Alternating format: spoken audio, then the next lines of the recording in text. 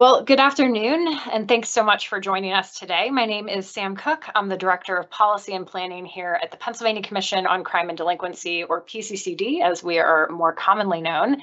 This afternoon, we're going to be discussing the Violence Intervention and Prevention, or VIP, grants program funding opportunity. During our time today, we hope to address any questions that you have about the solicitation, as well as the application process itself. I am very pleased to be joined by my co-presenter, Zoe Miner, who serves as PCCD's manager of the Violence Intervention and Prevention Program, as well as other team members who are supporting today's event. As a reminder, the grant opportunity for VIP closes in just under a month on October 31st, 2024. Happy Halloween. And there are many opportunities to reach out and seek support from PCCD and our technical assistance partners before then, which we will be covering during today's presentation. So just a couple of quick housekeeping notes before we dive in. This webinar is being recorded and will be posted on PCCD's website and YouTube channel as soon as it's available. If you have any questions regarding the presentation or funding announcement, you can enter them in the Q&A box throughout the session, and our team will take a look and field those as we're able. We will be addressing FAQs that we've already received to date at the end of this presentation, and we'll certainly be posting responses to questions that we received today in our Q&A chat document that's up on our website. Just a note that we can't hear you on this platform and you cannot unmute yourself to speak up, so the Q&A box is how to submit any additional questions that you might have. So today we'll start with a brief overview of PCCD and then dive into some more specifics about the VIP grant program, the funding announcement, and the application process. We'll also provide resources on how to ask questions and seek additional support regarding this funding opportunity. And then, as I mentioned, we'll dive into some of the frequently asked questions that we've heard from applicants so far. So let's start with a quick overview of PCCD. So the Pennsylvania Commission on Crime and Delinquency, or PCCD, was established in 1978 through Pennsylvania state law, and we serve as the Commonwealth's justice planning and policymaking agency. Our mission is to enhance the quality, coordination, and planning within criminal and juvenile justice systems in Pennsylvania, to facilitate the delivery of services to victims of crime, and to increase the safety of our communities. We are a relatively small but growing state agency that's housed within the executive office. We have about 150 employees or so working across 4 different offices. We're unique in that we are directed by an overarching commission board that's advised by 7 different advisory committees and 2 training boards. Our responsibilities and programs fall into a number of different areas, from funding and grants to technical assistance to data and research, victims compensation, training, and many, many more. And if you're interested in learning more about those areas, I encourage you to check out our website at pccd.pa.gov. So one of the biggest areas of PCCD's responsibilities is in grant making. So this slide shows a snapshot of what PCCD's grant funds have supported in recent years, with the overarching goal of addressing both emerging and long-standing public safety challenges. Those grants address programs related to gun violence prevention, which is very much related to what we'll talk about today, victim services, school safety and mental health, criminal and juvenile justice system improvements, youth prevention, data and research, children's advocacy centers, and law enforcement technology and training, among many others. If you have not already done so, we strongly encourage you to sign up to receive grant notifications from PCCD by visiting our website and checking out the Grant Opportunities subscriber link. So let's move to today's main topic, which is the fiscal year 2024-2025 VIP grant program.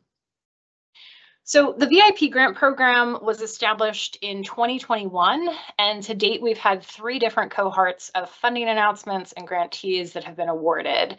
Those have supported more than 240 local projects and initiatives across the Commonwealth, and those projects have ranged from small grassroots programs at the neighborhood level all the way up to larger scale initiatives and partnerships reaching across entire communities, counties, and regions in our Commonwealth.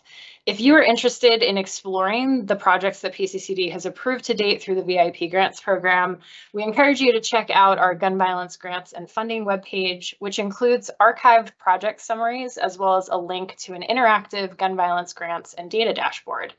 In addition to showing the types of programming that VIP has supported in the past, as well as where those projects are located, you can also use newly added data filters to see county level homicide data, as well as zip code level non-fatal firearm injury rates that run through 2023.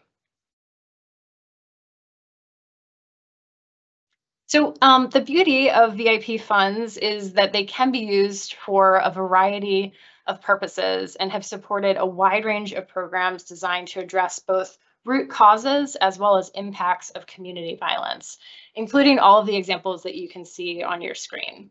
VIP funds have supported efforts ranging from upstream youth prevention and engagement activities historically to community violence intervention strategies like street outreach and violence interruption, hospital-based violence intervention programs, and many more. VIP funds have also invested in programs that help people and communities impacted by gun violence heal and recover, everything from trauma-informed approaches and care to victim services to wraparound supports. As we'll get into later in our session, VIP funds are guided by eligibility criteria that is prescribed in state law and described in the written VIP funding announcement. We strongly encourage interested applicants to review that information carefully and to consider how the proposed project activities that you're seeking funds for align with the VIP grant program's broader goal to prevent and reduce community violence, which we define as gun and group-related violence, and new this year to also include domestic violence and intimate partner violence to address community violence in both the short and long term. So the VIP Grants Program is one of several initiatives supported by the Shapiro-Davis administration as part of its commitment to improving public safety and addressing pressing issues like gun violence. And I think this quote from Governor Josh Shapiro certainly echoes that commitment and can say, you know, our chair, Lieutenant Governor Davis, has really made addressing gun violence and community violence a top priority, both for the administration as well as for our agency here at PCCD. So the VIP grants funding announcement is one of 3 solicitations announced by PCCD that uses VIP funds appropriated this year. So since applicants can only come in under one of those solicitations, we wanted to talk through some of the high-level differences between these grant programs. As ever, we encourage folks who are interested in these opportunities to carefully review each written funding announcement to make a determination as to which competitive funding opportunity is the right fit for your organization and the programming that you would like to see PCCD grant funds support. So let's start with VIP grants, appropriate, since that's the focus for today. And when we're thinking about sort of what makes VIP unique among these different opportunities, VIP, as the name suggests, is really intervention and response focused, with programs addressing community violence that's already occurring and having an emphasis on elevated risk places and populations that are most likely to experience community violence. As I mentioned before, community violence is now defined for purposes of this solicitation to include domestic violence in addition to the gun and group-related violence that was used in prior definitions. And the solicitation also cites new data sources, including things like non-fatal firearm injuries as a factor to consider for applicants' proposals. So VIP grant funds support targeted programming, services, and strategies that are designed to address community violence with high priority for programs in areas with higher rates of gun violence and other violent crime in the Commonwealth. If you're thinking about sort of what this solicitation is best suited for, really thinking that this solicitation is going to be primarily suited for standalone programs that are run by an organization or its partners. So think a single program or initiative, A couple of changes to this year's VIP solicitation that we just want to touch on. We'll certainly get into more detail on that later in the webinar. We did update this year the list of recommended eligible models and approaches to include a couple new additions that we'll discuss shortly. And we also created new application tracks to differentiate between newer versus more established programs and organizations. So by contrast, Boost is much more prevention focused through its emphasis on reaching at-risk school-age youth in or underserved communities in Pennsylvania. So Boost funds can be used for a wide range of programming and models that go beyond traditional anti-violence strategies that are supported through the VIP grants program. So this can include youth-focused proposals or youth-focused programming rather, more universal strategies around reaching at-risk school-age youth. So that includes things like mentoring, career readiness, the list goes on.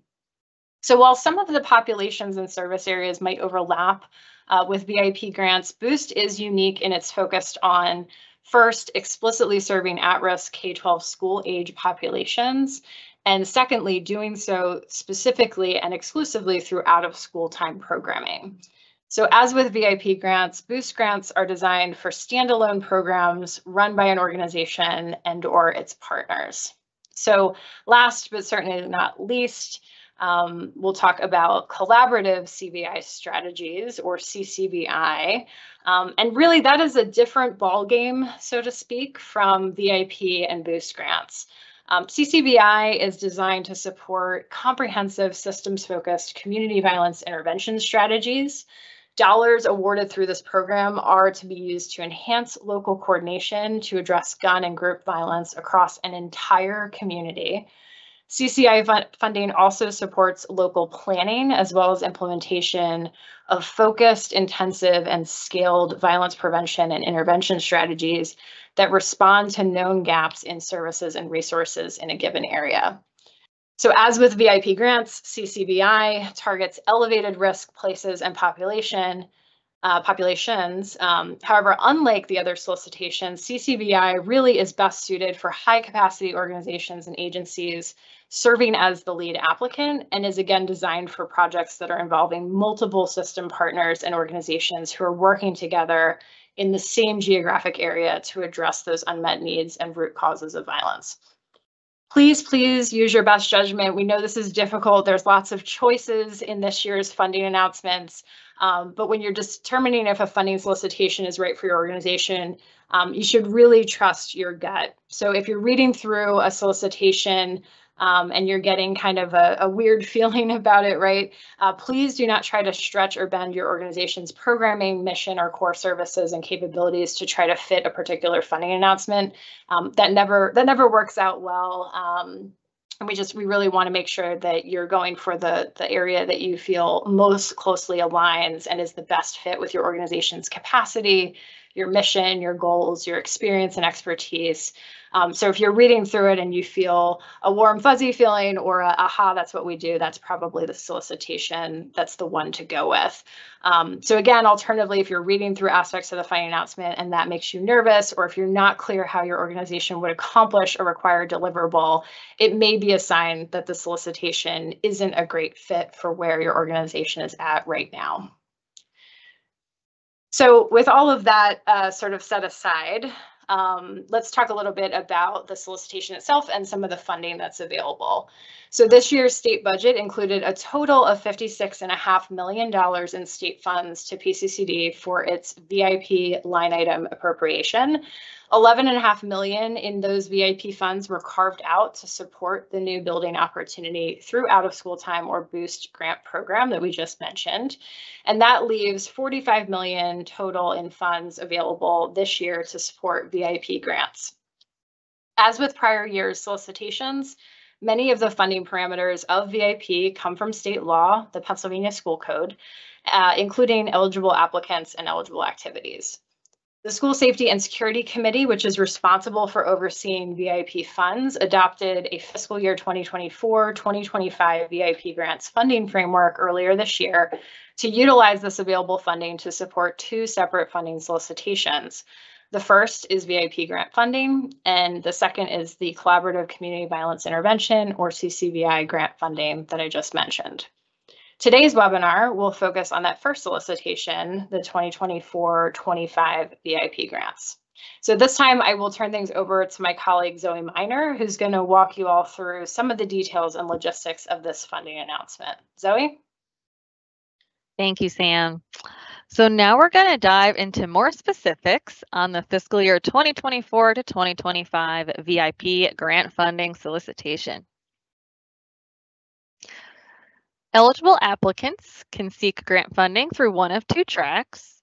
Track 1, VIP expansion or enhancement grants.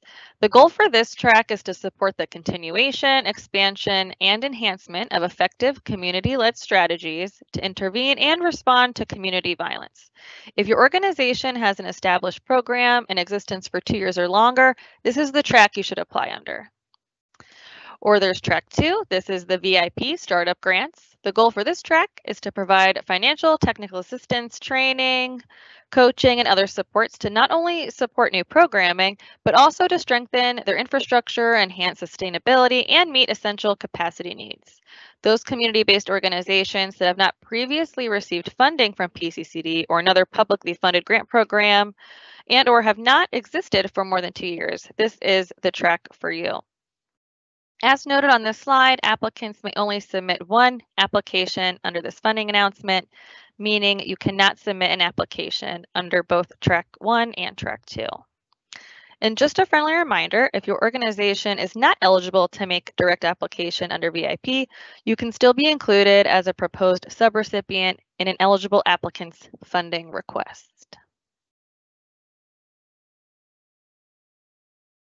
We wanted to touch on a few important dates for awareness. So the first, October 30th, 2024, this is the final date to submit questions related to this funding announcement. October 31st, 2024, this is the deadline to submit the initial funding request in SurveyMonkey, so please make sure you hit that submit button, and friendly reminder that SurveyMonkey will not send you a confirmation. And then the date to be determined, but it will occur in January of 2025. Applications will be presented to the School Safety and Security Committee for approval. And then following the School Safety and Security Committee meeting and into February, successful applicants recommended for an award will work with PCCD to finalize their award. And the project start date for this funding announcement for the projects is March 1st, 2025.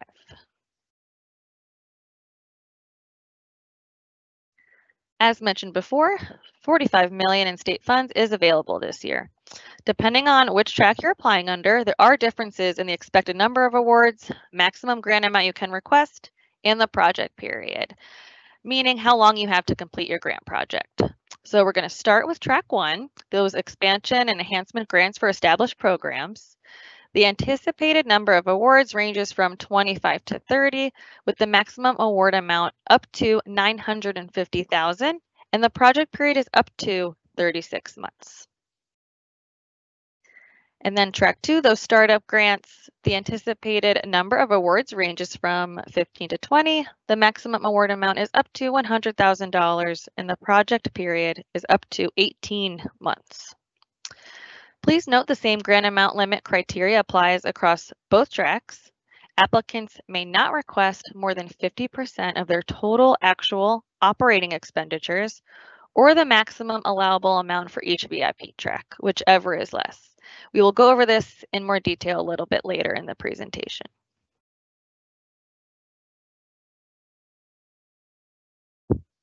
So per state law, VIP funding is limited to the following entities that may submit an initial funding request or application.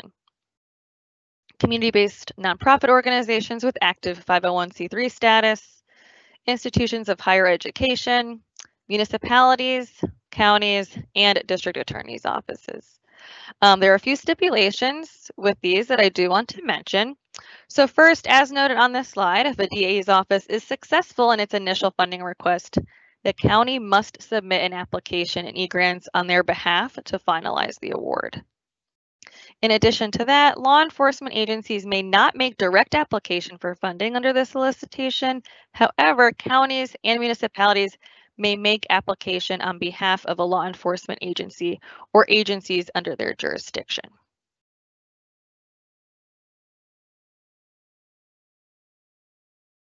So each track has its own funding priorities, but under both VIP tracks, priority consideration will be given to proposed initiatives that would take place in zip codes with the highest levels of firearm-related injury and/or counties that experienced an increase in homicides between 2022 and 2023. The list of counties can be found in the appendix in the funding announcement. You can also use the gun violence grants and data dashboard that we mentioned earlier in the presentation as a resource for seeing how your community compares to others statewide. There are also data resources listed out in the written funding announcement that might be helpful for this purpose. So let's talk about priority criteria specific to each track.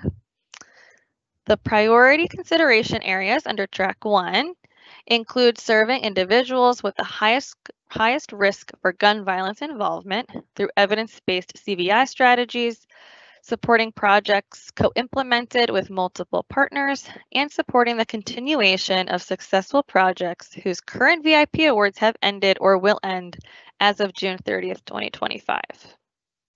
For track 2, those grassroots community-based organizations that have not previously received a state grant, including from PCCD, will be given priority consideration. In addition to these priority considerations, there are other factors that PCCD may consider as part of the review process. This includes geographic diversity, other applications received for similar activities in the region, the applicant's compliance history with fiscal and program reporting, if this applies to you, the applicant's historical success in implementing PCCD-funded programs or initiatives that met their intended goals, again, if applicable, and available funding.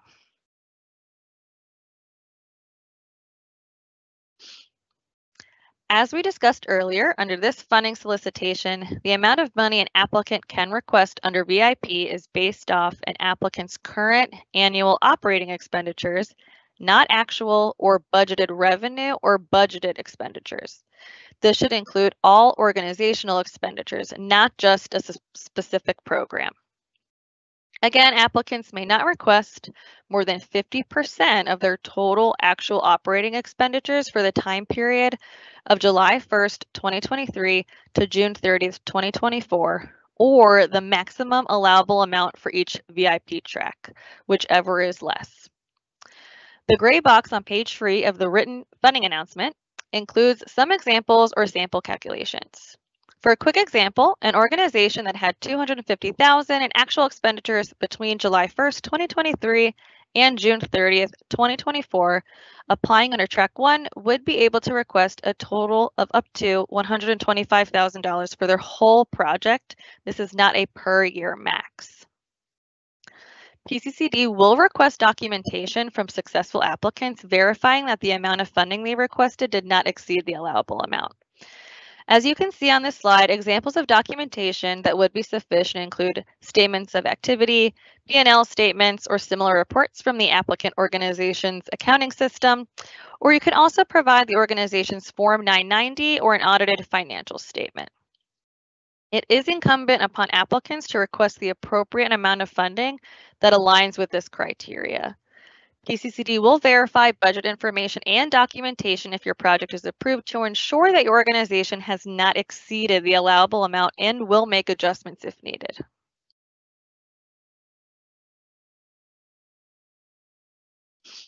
VIP funding supports a wide range of programs designed to reduce community violence. All grants and technical assistance supported with VIP grants must align with one of the following list of eligible activities included in section 1306-BJ22 of the PA Public School Code. Applicants will be asked to identify the category from the list shown on the screen that is most applicable to the project they are proposing. Applicants seeking funding for other must clearly describe how proposed activities align with VIP funding goals, objectives, and priorities, including how the proposed project will reduce or address community violence.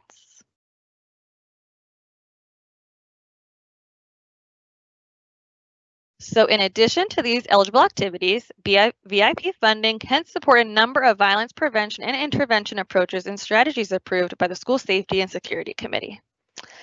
Page 5 of the written funding announcement provides a list of examples of strategies that can be supported with VIP grant funds. There are 2 new areas for the fiscal year 24 to 2025 VIP funding. Those are those 2 dark blue boxes that you see on your screen. These include programs preventing domestic violence and firearm-related injuries and establishing or enhancing violence reduction councils to focus on gun violence prevention strategies. A quick plug, if you are interested in learning more about the Violence Reduction Council model, we are hosting a webinar on Friday, October 11th in partnership with Johns Hopkins Center for Gun Violence Solutions to talk about some of their research and resources in this area, including a toolkit they developed to help local communities plan and establish VRCs to support local gun violence prevention efforts. You can register for this webinar on our website, and a recording will also be made available afterwards if you aren't able to join the live session. Please note, this list isn't exhaustive.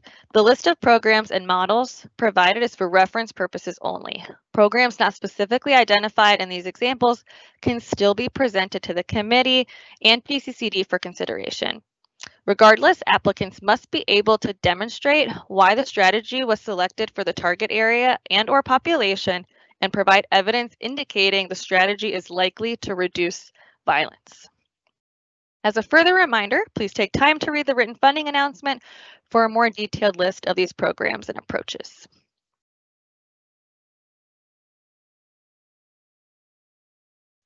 So as we discussed earlier, this year's VIP funding announcement provides specific funding goals and eligible grant activities by VIP track that you should bear in mind when considering which track to apply under. For Track 1 expansion or enhancement projects, funding will support continued and enhanced services for established programs that have been in place for 2 or more years. This includes providing additional services, resources, and supports, or serving additional participants, meaning addressing a waitlist for services, expanding program locations, etc.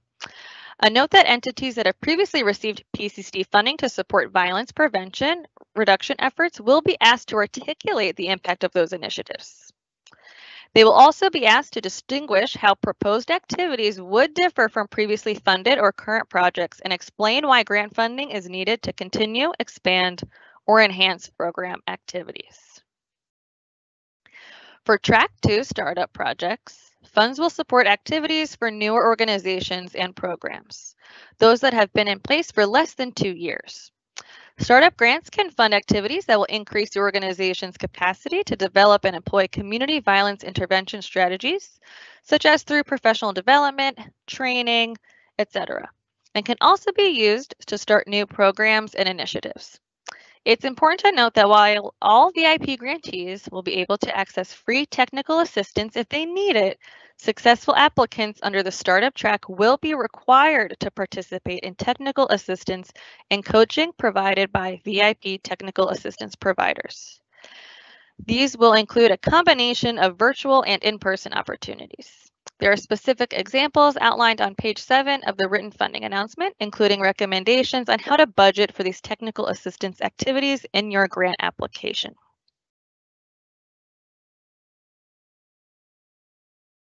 So let's talk about what VIP grant funds can and cannot be used for.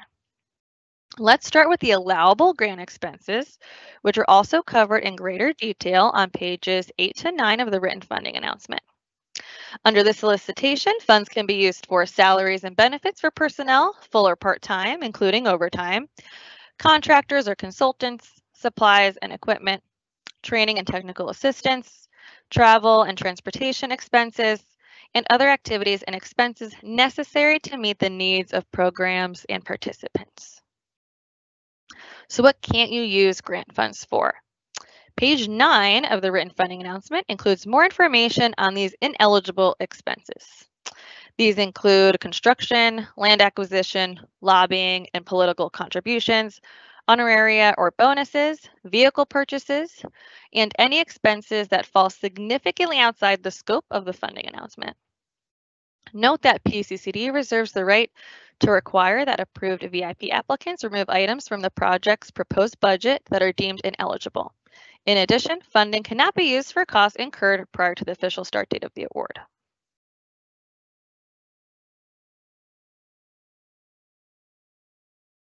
So please note there is a cap on the amount of indirect costs VIP applicants can request. Because the VIP solicitation is 100% state funded, federally approved indirect rates do not apply. Indirect costs are limited to 10% of what's called modified total direct costs, or MTDC. How do you calculate MTDC? MTDC only includes those expenses shown under the first column on this slide, so salaries, wages, fringe benefits, materials and supplies, services, travel, and up to $25,000 for each subaward. They don't include costs in the second column, equipment, capital expenditures, rent, tuition remission, or subaward portions exceeding $25,000. It is important to note that admin costs need to be clearly justified as direct project costs, or they will be considered as indirect and count toward the maximum 10% rate. More detailed information about indirect costs can be found on page 8 of the funding announcement.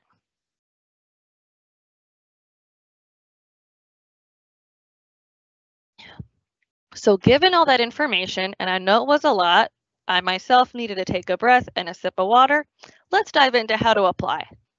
We hope to cover any questions you might have about the application process in the next few slides. So as we'll discuss in greater detail, the VIP grants application process involves multiple steps and phases from the initial funding request in SurveyMonkey to application review and scoring by PCCD, to onboarding and awarding recommended grantees, and ultimately project implementation.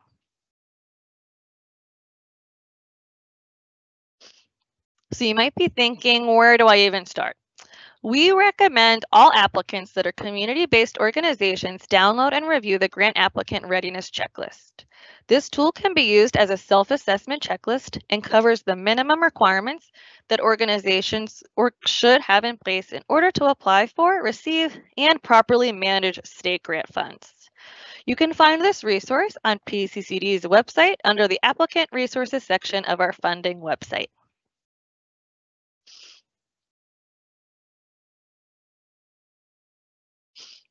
So we wanted to specifically point out the documents you should review for drafting your application, as well as documents that you will be required to develop and submit as part of your SurveyMonkey application.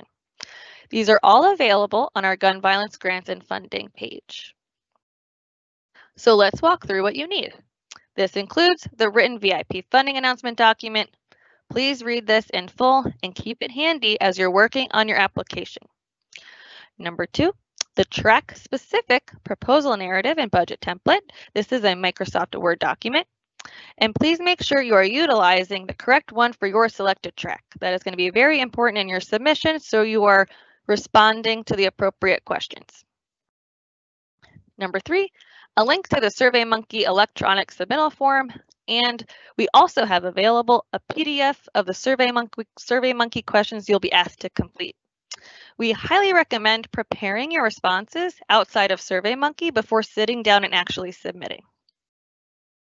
As mentioned previously, all of the documents and resources you'll need are available on the Gun Violence Grants and Funding webpage.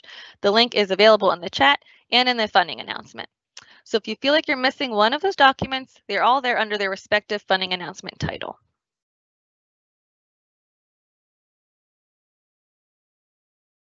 So what are the steps to applying? So firstly, review and prepare responses to the track-specific proposal narrative template.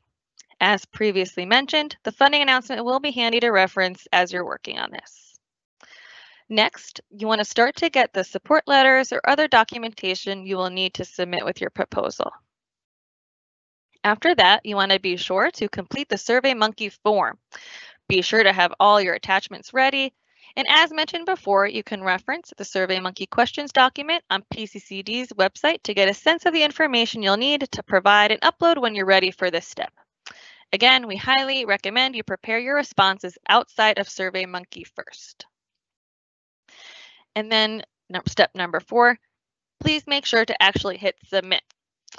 SurveyMonkey will not send you a confirmation email after you hit the done or submit button. The submission page verified that your initial request form has been submitted. If it helps, please take a screenshot for your records. So what happens after you apply? All applicants will receive notifications sometime in January regarding the status of their application. Approved grantees will be provided guidance on next steps to complete a full application in PCCD's eGrant system. PCCD's eGrants is the platform that must be used for organizations to receive funding. PCCD staff will be available to assist you with this. The eGrants application must be submitted within 45 days. Think of this step as your organization formalizing a contract with PCCD for your project activities, reporting requirements, and to receive payment. The due date for submitting your online SurveyMonkey initial request form and all required attachments is Thursday, October 31st, 2024. Happy Halloween.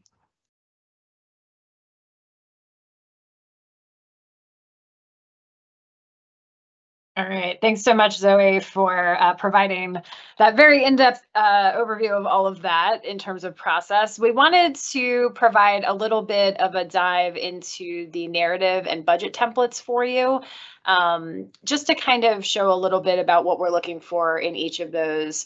So I'm going to start off just by switching my screen really quickly over to our website. And hopefully that shows for everyone. So we've said this page a couple of times, but the Gun Violence Grants and Funding webpage, which you can locate under our Criminal Justice tab and click down on that drop down. And then there's a little sort of side tab on grants and funding. So once you get to that page, you'll see some new funding available sections, and there's actually some helpful one-pagers. So if you're a nonprofit organization and you're sitting here thinking, wow, you know, VIP is one of many opportunities, what other things might I be eligible for? You can actually click on that one-pager and see high-level snapshots of all of the funding announcements that you can come in and apply for. By contrast, if you're an educational institution or local government, you can click on those and get the same kind of summary. So just some helpful resources for you as you're making some decisions. We're going to scroll all the way down to the violence intervention and prevention section, and that's where all of those helpful links that Zoe just mentioned are going to live.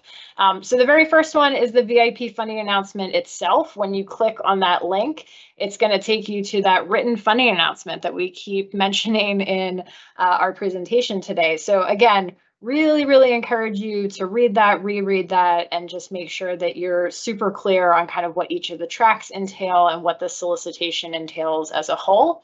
That's going to be a really good home base for you as you're going through this process. We're going to get back to the budget templates and proposal narrative templates in just a moment, but before we get there, wanted to also highlight that in addition to the actual SurveyMonkey form itself, which is this link, there's also a PDF that summarizes the SurveyMonkey form questions that you're going to be asked to address in that SurveyMonkey form. So if you are like me and you like to over prepare and not be sort of stymied by technology, definitely encourage you to take a look at this reference document, and it'll help you familiarize what you're going to be asked to provide, including whether certain fields are required or if there's any skip logic to it. So you can get all of that information organized ahead of time and be calm, cool, and collected as you are actually entering information in the SurveyMonkey form itself. So hopefully those two resources are useful to you. The Q&A document that we also keep referencing is also right here. And eventually you'll also be able to access a recording from today's webinar and slides right down here. So let's move to these handy dandy proposal narrative and budget templates. So you can see that there's one for track 1 expansion grants. So if that's the track you're thinking you are going to go in for based on reading the funding announcement, you're going to click on that. It's going to prompt a download from your browser, and you can open up that Word file and save it and start working on it at your leisure. If you are thinking VIP track 2, that startup grant track is more your speed. This is going to be the proposal narrative and budget template that you are going to fill out and submit with your SurveyMonkey form. Please choose the right one. They ask different questions because these are different tracks, and so we're looking for different types of information from you for each of those proposal narratives and accompanying budget templates. So please double check that you have the right one selected based on the funding track that you are looking to come in for. So let's start with track 1. So you'll see a couple of things to orient you. We got this question, so it may be worth sort of hitting on right now. You'll see that there's prompts in here, right? So there is a page limit that's noted in the funding announcement. You're going to see that page limit reference here. This, when you're complete with it, is going to have to be 15 pages or less all told, and it's going to need to be double spaced as well. That page count does not include your completed budget tables and narrative, and it also doesn't include things like citations or other supplemental materials. So if you're looking at this and thinking, well, geez, this yellow box here takes up like half a page already, please delete and feel free to remove these sort of instructional components. You can just select them and get rid of them. You could even start your own separate Word document and just use this as sort of a guide for the questions you need to address. But the one thing that you should just really be mindful of and think about is you're going to need to hit all of these different prompts in each of these sections. So as you're working on your proposal narrative, again, you don't have to keep those questions or prompts intact, but if you're writing up about your organization, make sure that you are hitting on who you are, when you started, who you're serving, your experience in staffing, and any of those key partners. Same for community need. Again, you can remove this and just make sure you're hitting on sort of community context. So any history or current state of violence within the places you'll be serving through grant-funded activities, noting if there's been an increase in recent years and citing those data sources as they're available. This section on community need is also going to ask you to describe the type or types of violence that your organization and or your program are primarily focused on addressing, and also how your proposed project design addresses the community needs that you're describing in this section. So the next area is around program information. And again, this is for track 1. So these are for already established programs and organizations. So if you're a track 2 applicant, don't cover your ears, but this may be less relevant for you. But if you're track 1, really on the program information side, you're going to want to talk about the program as it currently exists. What does it look like? Why are you seeking to expand or enhance it? And talk very concretely about who it's serving and how it's serving those populations. Talk about the length of operations, any partnerships you have, and then being explicit on whether that programming serves individuals with highest risk for gun violence involvement, and whether or not you'll be serving folks through evidence-based CVI strategies. Program expansion and enhancement details. So getting into a little bit more detail in the subsequent section, you're going to be really specific about kind of what your vision of expansion and enhancement looks like, how grant funds are going to support that, and how those activities are going to be beneficial to your target populations. You're also going to be really detailed here on how funds will be used, the specific costs. So when you're finished with this section, reviewers will hopefully have a very clear picture of what you're going to use grant funds to buy or invest in or support. And you should also use this area to describe your outreach, engagement, and referral processes that your organization or your partners are going to use, including how you're going to make programming and services available and accessible for potential participants. You can see this section has a lot of questions and prompts in it, and that's because this is really the meat and potatoes of your proposal. So this section and how you respond to it really should take up the bulk of your proposal narrative page limit. because this is really where you're describing the nuts and bolts of how grant funds are going to be used. And this is also going to correspond with a greater weight of your overall score for this section with our reviewers. So things like the who, the when, and the where of things. So when will certain deliverables get done? Who's going to be responsible for those? And being specific kind of on the timeframes of when project activities will roll out and take place. And then just making sure you're describing kind of how your program is going to connect to the goals you set out, the needs you set out in earlier sections, and how you're going to stay accountable and connected to the people and community that you're serving in that process.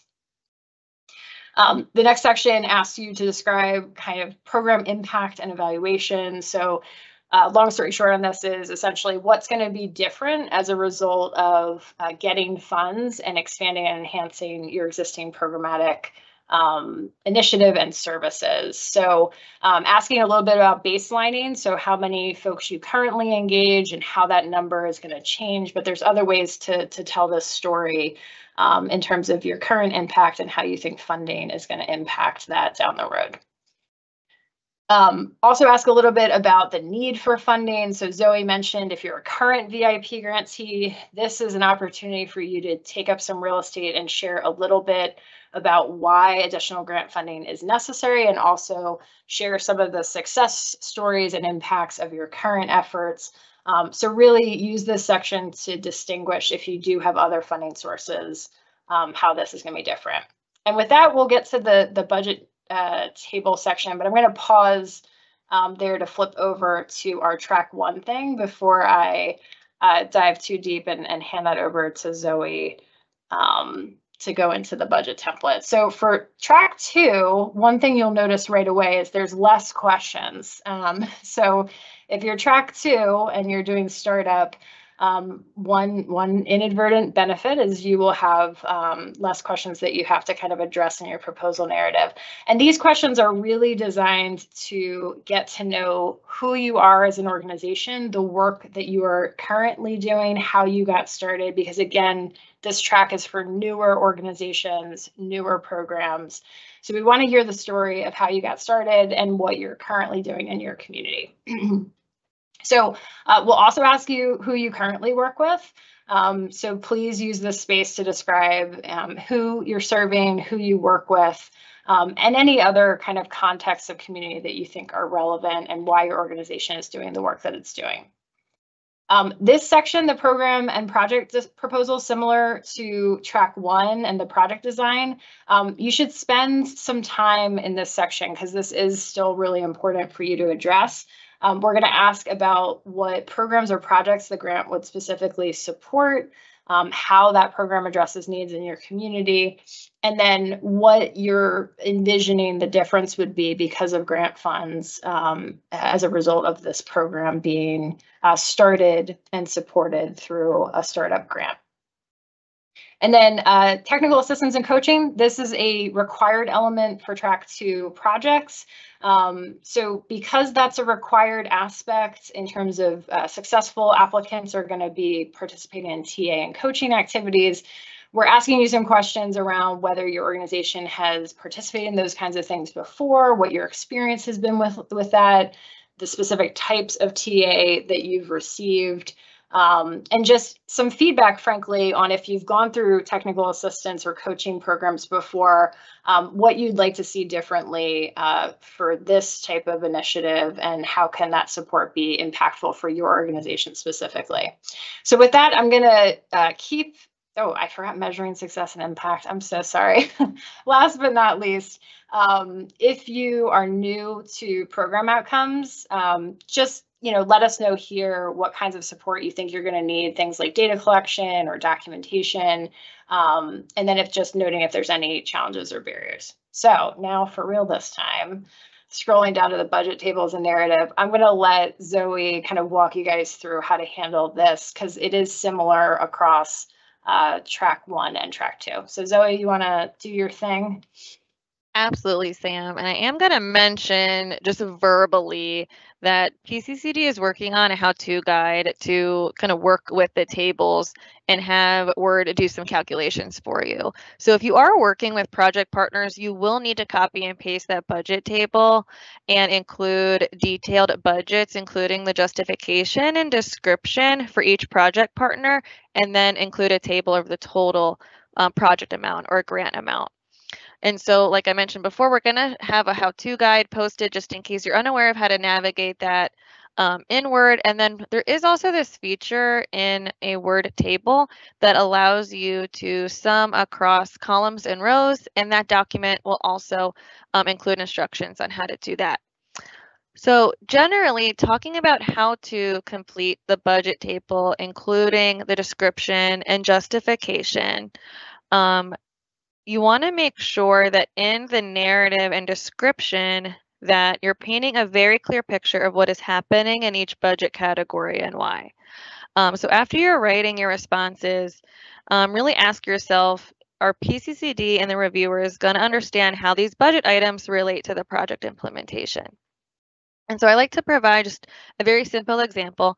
So if you're listing staff time, you really want to make sure that you're listing that position name, you're describing how that position is supporting grant-related activities, what percent of time that position is working and supporting the grant-related activities, whether that position is full-time or partially supporting it, and then that salary amount. And you'll also want to make sure just generally for all of the expenses that it's specific in what is making up the total amounts that you're going to put into that budget table. And down below where we ask for descriptions, your descriptions should justify how your expenses are project or are grant related. It should be easy for the PCCD and external reviewers to make that connection between what you're requesting funds for and what you're doing over the life of the project.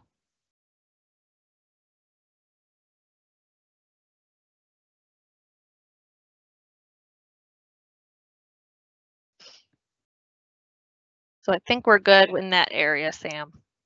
Perfect. I'm just pulling the PowerPoint back up.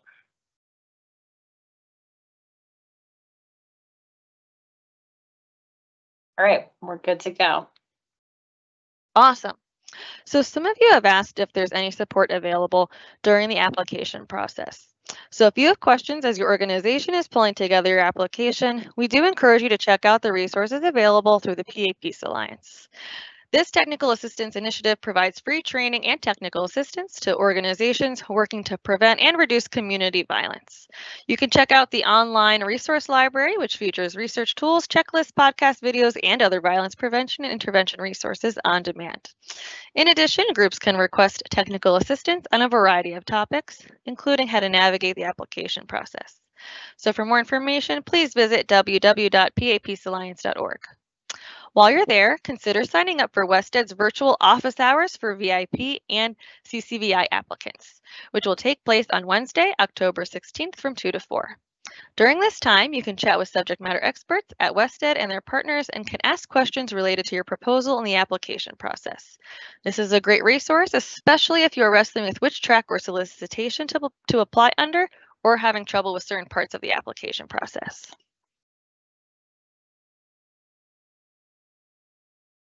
So before we dive into some frequently asked questions, I wanted to give a quick overview of how you can reach out to PCCD if you still need assistance and don't see your question answered anywhere. So as mentioned, today's webinar is being recorded and will be posted on our website when it's available. So please feel free to refer back to this information if needed. You can also email PCCD staff at any time at the email ra-cd-vipgrants@pa.gov. Any new questions coming into this account will be answered and then also posted on our online Q&A page, which is also linked here. We encourage you to check out the Q&A before reaching out because your question may have already been answered. And please note, we tend to receive a lot of questions following doing this webinar.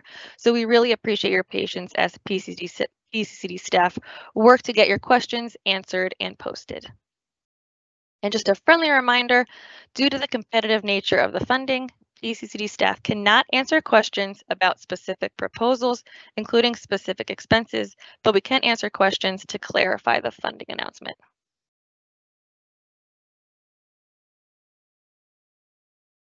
Okay, so let's dive into some frequently asked questions. So one is, can we apply for VIP, CCBI, and Boost? And the answer to that is that you have to pick one, and you should pick the one that best fits your proposal. We've also gotten questions from schools asking if they can apply for VIP funding. So because school entities are not eligible as a direct applicant for VIP funding, the answer to that is no. A reminder, however, that you can be included as a recipient of funding under another eligible applicant's proposal. And a reminder that school districts are eligible to apply under Boost as a direct applicant. Again, strongly encourage you to check out some of those resources we mentioned before. And while we're mentioning Boost, we did get some questions in the Q&A chat during the webinar from folks that are asking Boost related questions. Just want to highlight that we held a Boost grants informational webinar earlier this week. So if you weren't able to join us for that, strongly encourage you to check out the recording to that, and at a minimum, just encourage you to take a look at the Boost Grants funding announcement, since we're really only covering VIP grants information in this session. So another question we've gotten is, for folks who have gotten a VIP grant in the past, can we apply under this round of funding? The answer is yes. And again, with that caveat that you're going to be asked to kind of describe that prior project and the impact that it had. On the flip side, if I currently have an active VIP grant, does that impact my ability to be awarded again? So not necessarily, but obviously your current progress on your grant might be a factor during the review. And just a reminder that depending on the end date of your current project, you may receive priority status if that grant is successful. You've been doing a good job with that, but the grant period is ending. That is a priority factor under this year's solicitation. Another question we get is, can I get feedback on previous applications that I've submitted if you've applied under VIP before? The answer is yes to that, however, not right now. So under PCCD policy, we cannot provide feedback on past applications during an open solicitation period, but just do want to let folks know that we offer the opportunity to receive feedback following review of applications after this solicitation period closes, and we make recommendations. So certainly encourage you to look into that, and we'll provide more information to folks on that opportunity as it's available. Another question we've gotten is this funding solely focused on gun violence, or does it cover other forms of violence? So as we described before, VIP funds are designed to address community violence, which is defined as gun, group-related, and domestic violence or intimate partner violence. So again, not exclusively gun violence, however, certainly an emphasis area. And as we mentioned before, we do prioritize proposals from areas or for projects in areas that have high rates of gun violence and other violent crime. I'm going to turn it over to Zoe to round us out with the rest of our FAQs. Zoe? Awesome, thanks, Sam. So a couple more questions that we received. Can a nonprofit complete an application while their 501c3 is pending approval? The answer is yes, as long as you are applying with a fiscal sponsor. The next question, what kind of training is offered to applicants and grantees? As mentioned previously, the supports of WestEd will be available to assist you to navigate the application process, and PCCD staff are also available to provide ongoing technical support to grantees. And then the last question you see on your screen, if a project proposal is less than 36 months, does that affect the maximum amount that can be requested? The answer to that is no. Okay.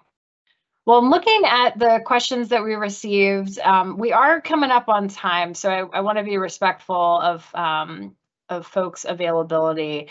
Did want to reassure folks, if we weren't able to cover a question that you had or that you submitted in the Q&A chat, we will be posting Q&A responses to questions we received during this session and posting those answers in the Q&A doc on our website. So we'll be sure to point folks to that as that resource becomes available. But for the most part, I think we covered a lot of the questions, that we've gotten to date and also that were submitted today. Just want to thank everyone for joining us for today's informational session. We know that you have a lot going on in your schedules, and we're really, really appreciative of your work that you're doing in your communities to address violence and to prevent violence. So if we can be of assistance and support, please don't hesitate to reach out. Again, encourage you to take advantage of the technical assistance resources available through the PA Peace Alliance and our friends at WestEd. And with that, we wish you the best of luck during the application process. We know it can be a lot, but hopefully this was helpful to clarify, and we look forward to reading all of your proposals. Hope you have a great rest of your day.